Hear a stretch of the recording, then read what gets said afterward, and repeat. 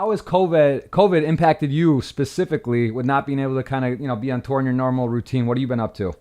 I mean, when you say impacted me specifically, I think I don't want to separate myself from everybody else. I think it's impacted us all by just stopping our way of life as we once knew it.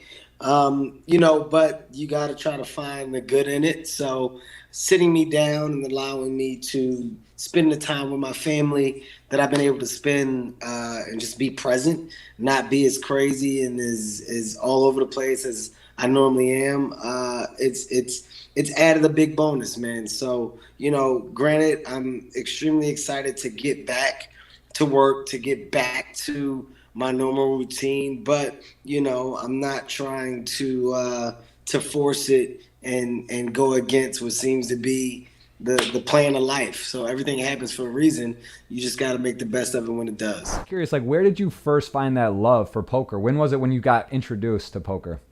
I mean, God, man, you going years back. Yeah, you're probably going 15 years back. When I first fell in love with it. I remember I used to play the little small tournaments at the Hustler Casino, and the big deal was trying to play a game and learn a game, but it was I realized I can just sit here at this table and have a good time with people that I didn't know and you get to know.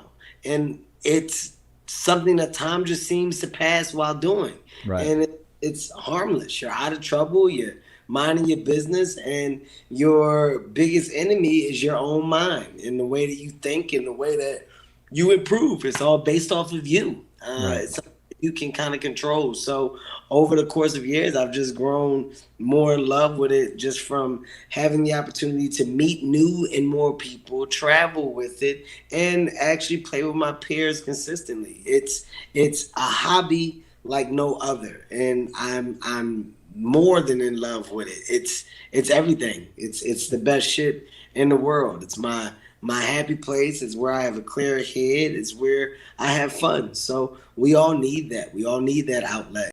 And once again, it goes back to what I was just saying. I'm big on people. This is something that is it highlights and specializes in connectivity with people, because no matter where you're from around the globe, when you sit at a table, there's a universal language that people can understand within poker. And if you don't understand the game and you chose to learn the game, you can learn to love it. And once again, surround yourself with other people that feel and do the same. Yeah.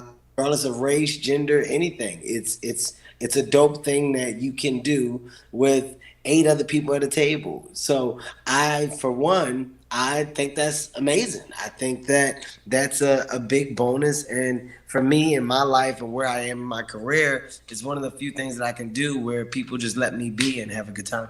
I heard stuff you got thrown chicken at you, like crazy stuff when you started out. You got booed off the stage, all this stuff, which is crazy to think about and looking back now so long ago. But when was that? When was the moment when you sort of like? Did you almost give up? Was it really insanely tough? Like, what kept you going, and when did you get that moment where you knew you were going to be successful? You know what? It was never giving up. That was never the thing. That was never the question or the want. You know what I mean? It wasn't about giving up. It was more about me saying, I gotta figure this shit out because I don't like to lose. So when you do lose, how are you with that loss? Are you defeated?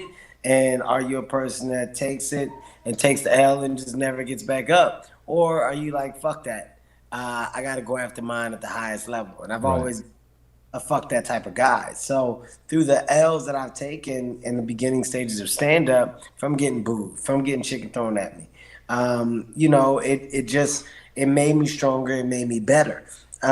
Philadelphia is responsible for a lot of that. Philadelphia, New York, because you got to have thick and tough skin to make it out of there. My coworkers at my sneaker store, City Sports Philadelphia, they're the reason why I actually went on stage. It was them telling me, "You funny, you should try it." And when they That's told me awesome. that and I tried it, I fell in love with it, and I instantly knew that I couldn't have a second option. There couldn't be like a plan B. I couldn't do that. So I just decided to quit my job. I said, I'm gonna do this. I need to be able to do it full time and I gotta figure it out. And I told my mom that plan. She supported it. And the rest is history. I kind of hit the ground running and never looked back. Something. That was where I was like, okay, this is it. It's gonna happen. Right now, I got somebody that I'm traveling with. I'm making a little bit of money. It was nothing, but you got to remember, something in stand up can be very little. Right. It doesn't have to be much. Jude And Apatow, was that his name? Jude Apatow. He's talking about Judd Apatow. Yeah. Judd Apatow, he's a big producer, and he gave me a pilot back in the day, and he had a TV show that was on, and he gave me a guest starring spot on a TV show. It was the small things, but those small things acted as big wins.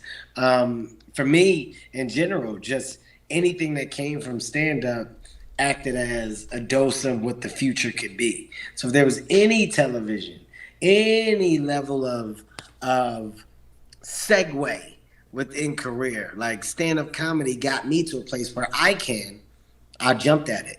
And I got quite the few, but I was really putting the work in. I was really grinding on that stand-up comedy side, and I was taking my lumps. Because there's no money. I was getting paid in food for the bulk of the time in the Yeah. beginning, food spots, and when it wasn't a food spot, it was $5 or $10. Like it was a thing. It was a struggle. They're the priority. The older you get, you realize how important your time is with the kids, and nothing should go above that. There were points in my career where I realized that I was married to my career, dating my family. And, that has to be in reverse. It's good to have the hustle. It's good to have the ambition. But after things fall in place, after you've had that Yeah. and and displayed that at the highest level, you have to go, okay, now I'm changing it up. I'm only going to do. Do you like worry about? It's almost like you have to worry about what you say or how you say it, especially if it's on like a message and it's not conveyed right. Like, how do you deal with that? Because it seems nowadays it's very tricky, and from Well, what it it appears. is. I mean, look, we're in a time where everybody has something to say.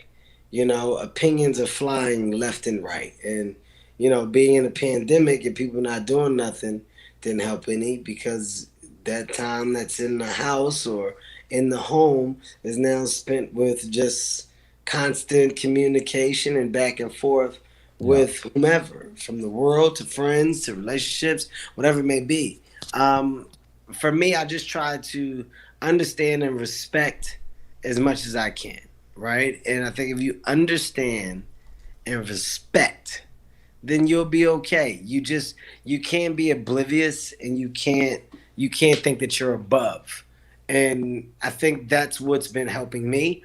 That's what's that's what's given me the hindsight to still create, still write, still be on my comedy grind, but just being respectful while doing it. And you can't really get closer than that. I mean, that's inches. That's different. Like, well, it just could have happened differently, right? It could have been, Puts life into perspective.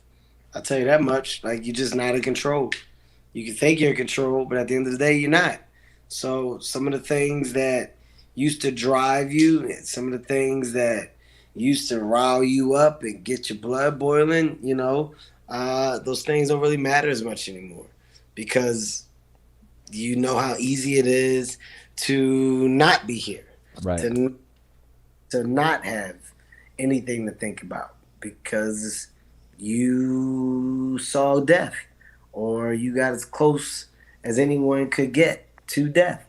And it's not about fear, it's about reality. So that changed my perspective and that changed my reality. That's Do you remember the actual accident? Like, did you walk out of there on your own? Did someone drag you out? Like, did you remember thinking like I'm a lot? Like, were you like thinking you were dead at the moment? Do you remember like how crazy of like what happened actually? I don't even remember the accident. I woke up, I'm in the ambulance. Oh wow. I'm in the ambulance, and the first thought that I actually had was, "Am I okay?" And my wife was there, and you don't know. I don't know what's what. Like you can't even put it together. You don't even know. And then next thing I know, I'm having a discussion about my spine and how close I was to being paralyzed. Like it's literally that scary.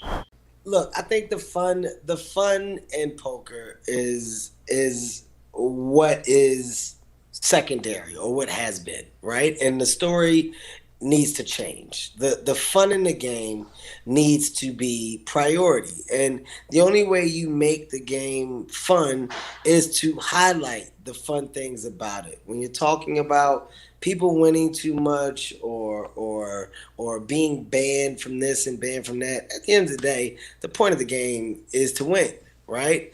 It always has been. So you got some people that are going to be better than others. That's Right. just the things in life. I've never been a fan of participant trophies or awards. I think the people that are Yeah. the MVPs or the league leaders or point scorers deserve their flowers as such. And Yeah. that's why great people are great. If people are too good, you don't play with that person because they're too good.